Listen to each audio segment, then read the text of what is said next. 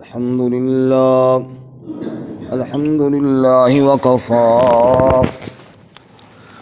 الصلاة والسلام على خاتم الرسل وسيد الأنبياء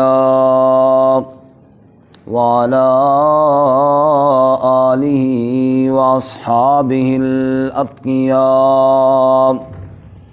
أما بعد فأعوذ بالله من الشيطان الرجيم بسم الله الرحمن الرحيم ألم تر إلى الذين خرجوا من ديارهم وهم ألوف حذر الموت فقال لهم الله موتوا ثم أحياهم إن الله لذو فضل على الناس ولكن أكثر الناس لا يشكرون وقاتلوا في سبيل الله واعلموا أن الله سميع عليم من ذا الذي يقرض الله قرضا حسنا فيضاعفه له أضعافا كثيرة والله يقبض ويبسط وإليه ترجعون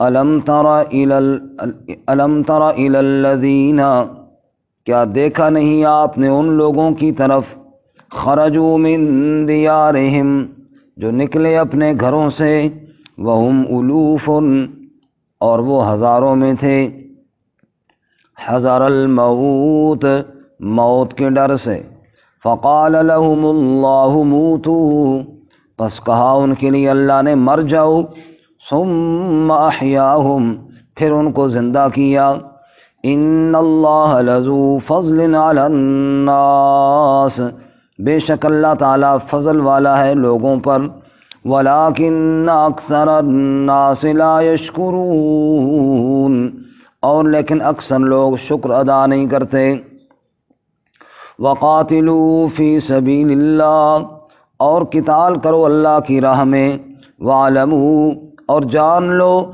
ان اللہ سمیع علیم بے شک اللہ تعالیٰ سننے والا جاننے والا ہے من ذا الذی یقرض اللہ قرضا حسنا کون ہے وہ شخص جو قرض دے اللہ کو قرض حسنا فَيُضَاعِفَهُ لَهُ أَضْعَافًا كَثِيرًا پس اس کو بدلہ دے گا کئی گنا کر کے واللہ یقبض ویبسط اور اللہ تعالیٰ ہی رزق تنگ بھی کرتا ہے اور کشادہ بھی کرتا ہے وَإِلَيْهِ تُرْجَعُونَ اور اسی کی طرف تم لوٹائے جاؤ گے سبحان ربک رب العزت عما یصفون وسلام علی المرسلین والحمد للہ رب العالمین اللہم صل علی محمد وعلی آل محمد کما صلیت علی ابراہیم وعلی آل ابراہیم انک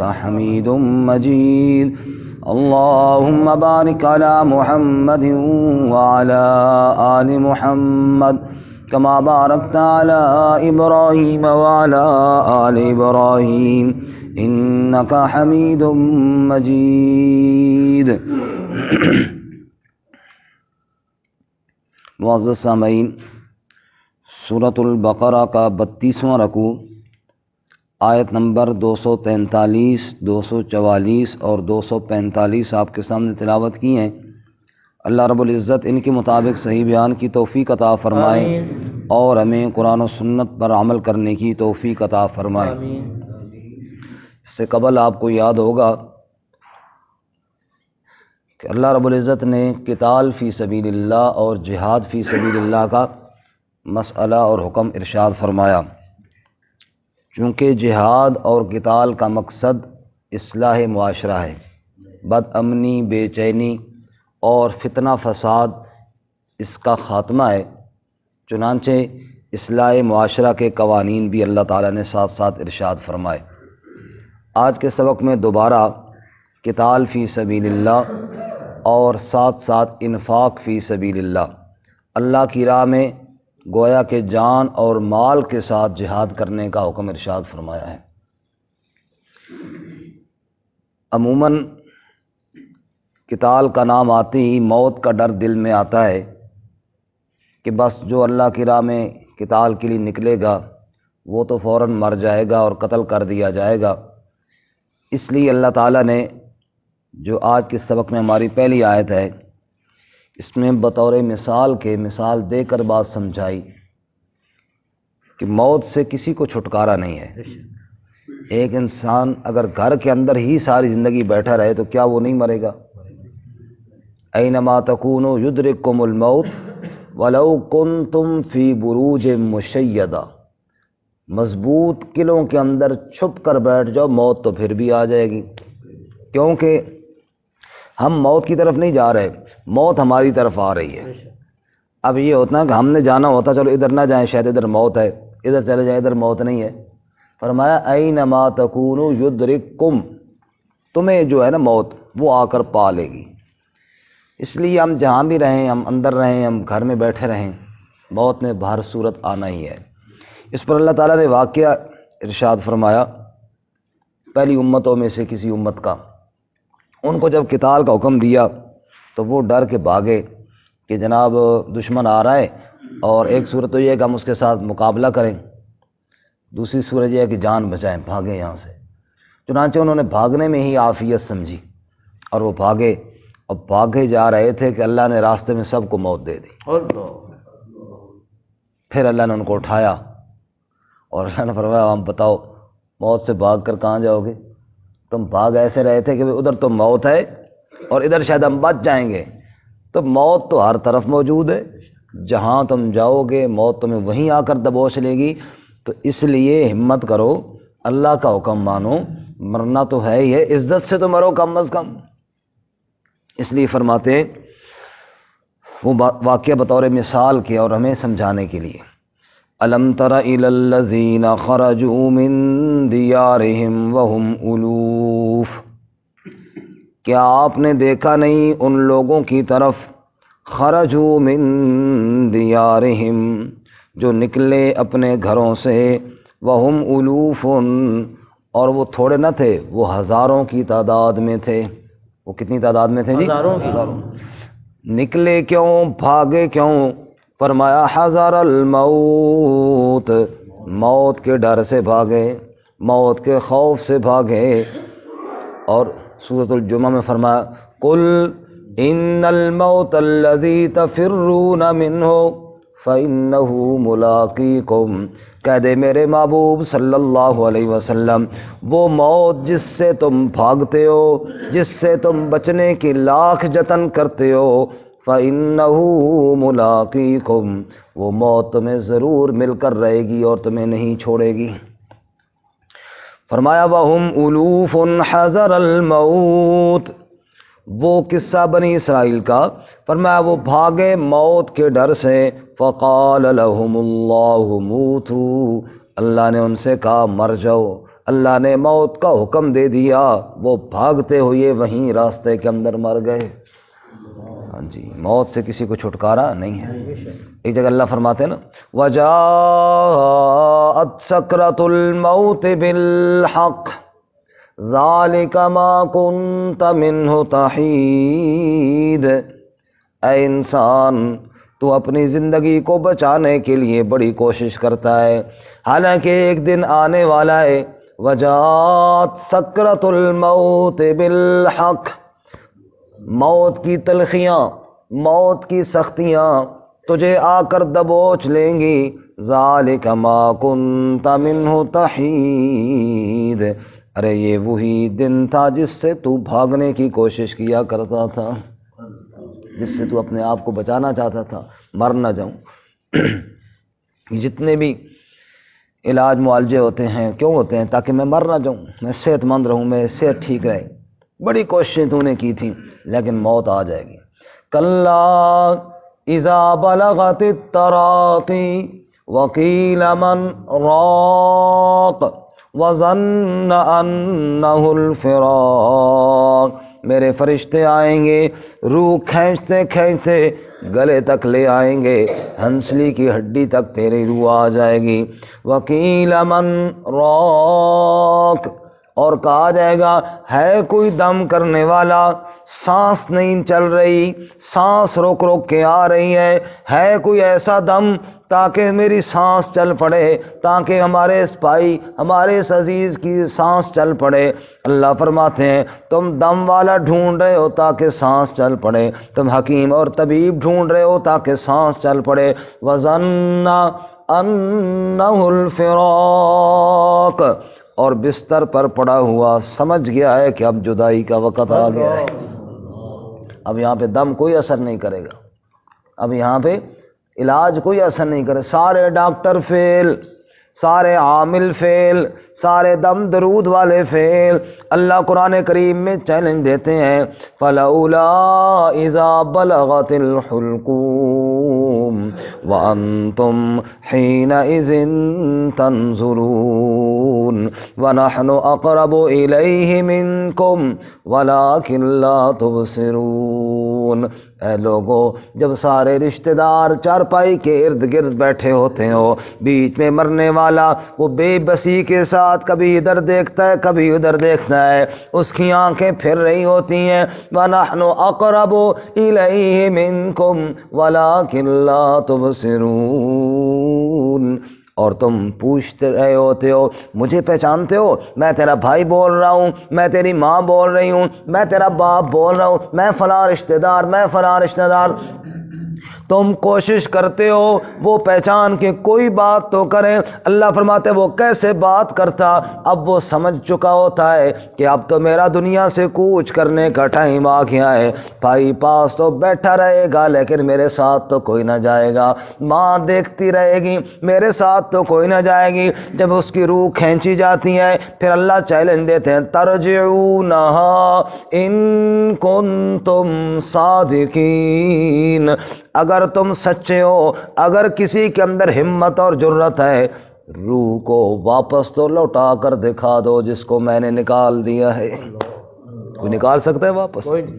رحمت کائنات امام الانبیاء صلی اللہ علیہ وسلم اپنے ہاتھوں میں اپنے بیٹے کو اٹھایا ہوا ابراہیم کو، روح اس کی نکل گئی۔ آپ صلی اللہ علیہ وسلم یہاں تک ارشاد فرماتے ہیں ان القلب یحزن وان العین تدمع، فرمانے لگے دل بڑا غمناک ہے، آنکھوں میں آنسو بھی پھوٹ پڑے ہیں۔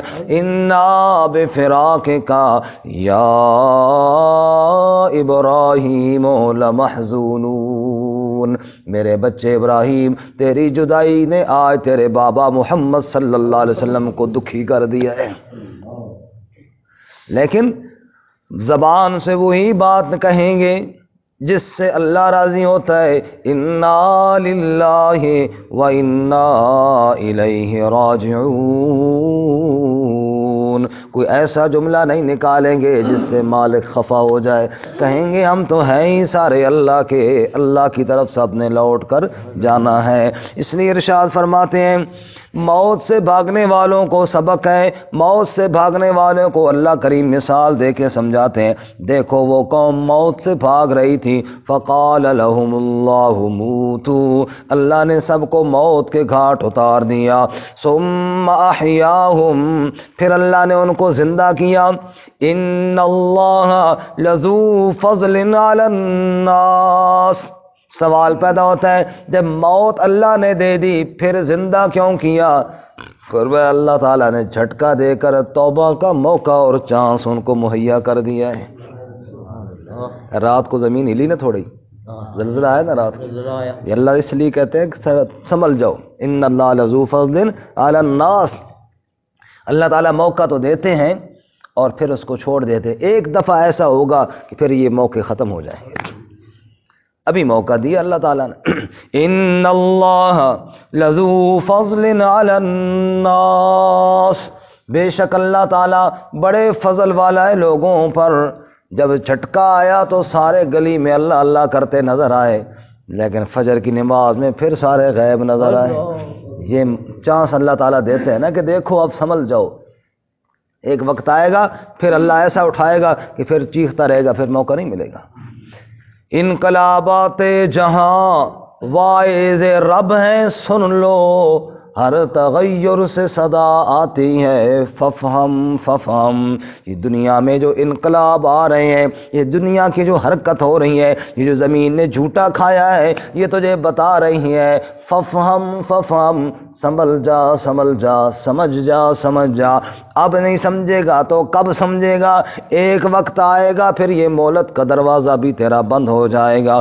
ان اللہ لذو فضل علی الناس، وہی رات کا جھٹکا تھوڑا تیز ہو جاتا، ایک بھی ہم میں سے نہ بچتا۔ کیا ہم کر سکتے تھے؟ بھاگ کر کہاں جا سکتے تھے؟ کہاں تک بھاگتے؟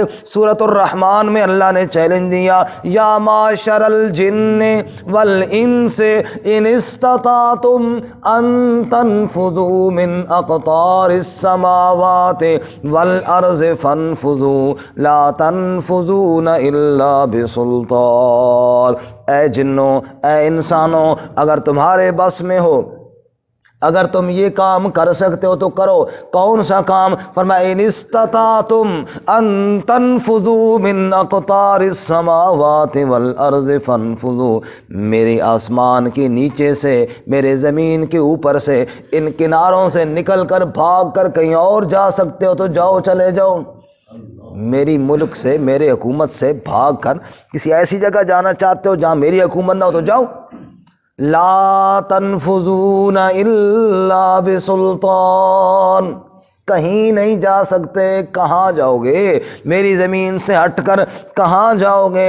اس لیے فرمایا مجھے راضی کرنے کے علاوہ اور کوئی چارہ نہیں ہے، اور کوئی راستہ نہیں ہے۔ ان اللہ لذو فضل علی الناس، وہ اسی وقت دبوچ دیتا، کوئی اس کو پوچھنے والا نہیں ہے۔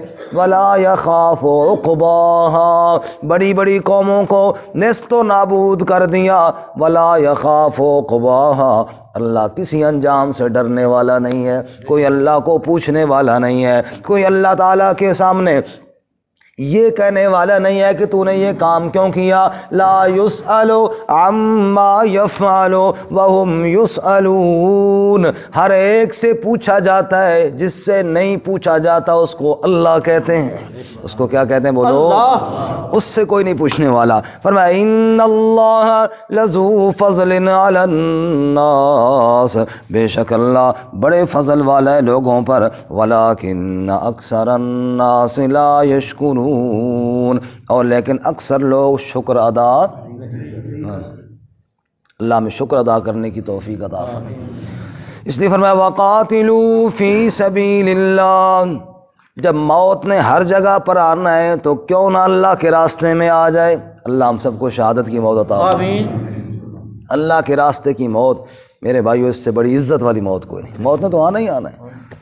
فرمایا رسول اللہ صلی اللہ علیہ وسلم نے، میں یہ چاہتا ہوں کہ اللہ کی راہ میں شہید کیا جاؤں، پھر زندہ کیا جاؤں، پھر شہید کیا جاؤں، پھر زندہ کیا جاؤں، پھر شہید کیا جاؤں۔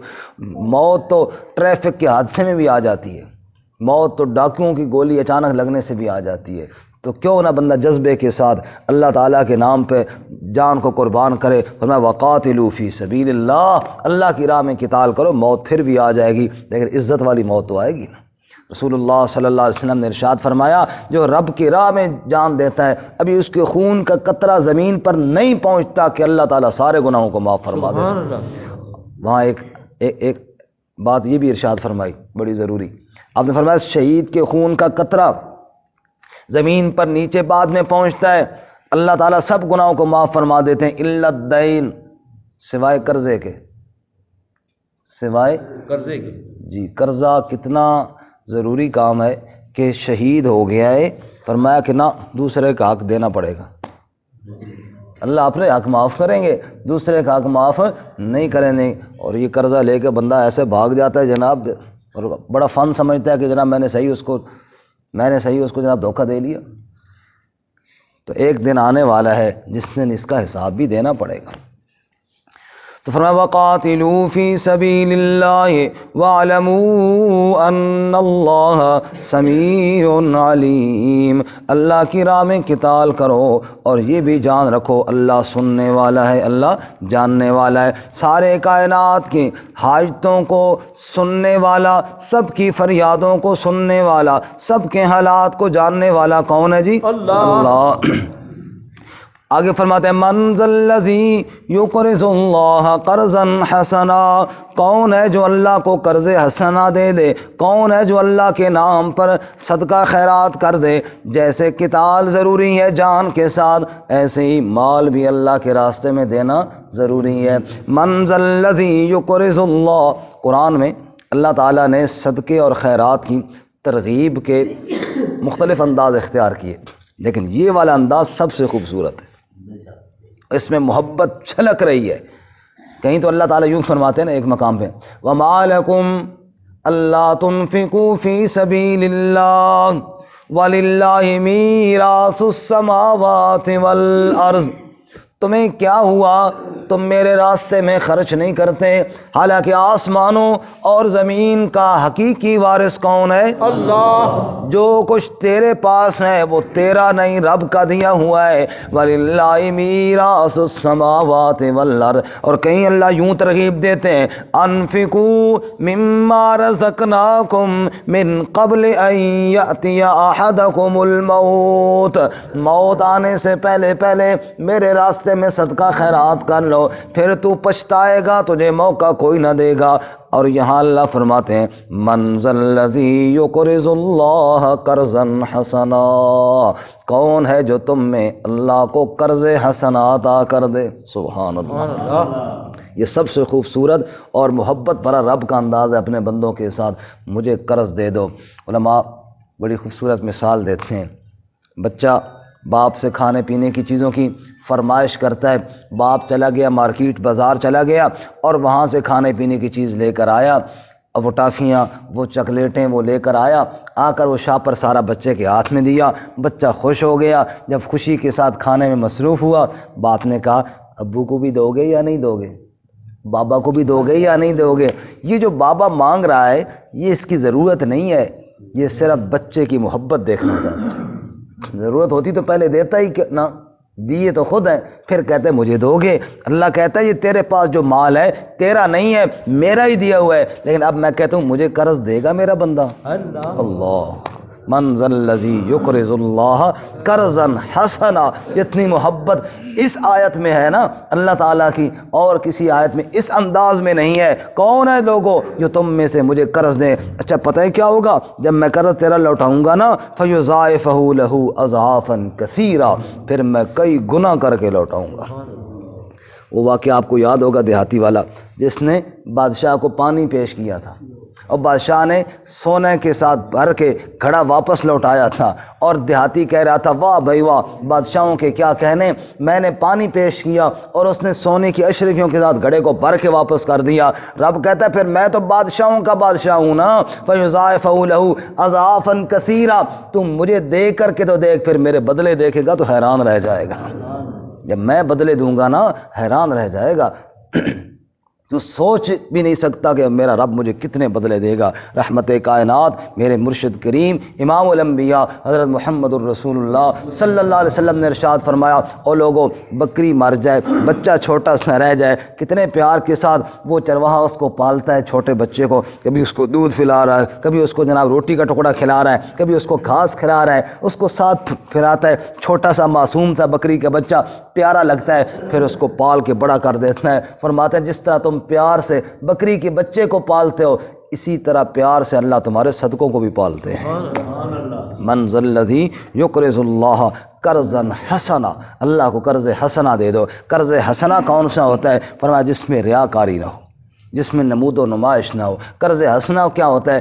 دینے والے نے دے دیا اللہ کی رضا کے لیے، پھر جس کو دیا اس کو تنگ نہ کرے، اس پر احسان نہ جتلائے، یہ نہ کہے کہ میں نے احسان کیا تھا، نہیں، میں نے تو اللہ کی رضا کے لیے کیا تھا۔ جیسے سیدنا ابو بکر صدیق رضی اللہ تعالیٰ عنہ کو باپ نے کہا بیٹا وہ غلام آزاد کر جو جنگ میں تیرے کام آئے۔ ابو بکر نے کہا بابا میں کسی جنگ میں کام آنے کے لیے نہیں آزاد کر رہا، میں تو اپنے رب کی رضا کے لیے آزاد کر رہا ہوں۔ اللہ نے تعریف کی الا ابتغاء وجہ ربہ الاعلی ولسوف یرضی، دنیا میں کسی سے کوئی بدلہ نہیں ہے، صرف بس رب راضی ہو جائے اور رب خوش ہو جائے۔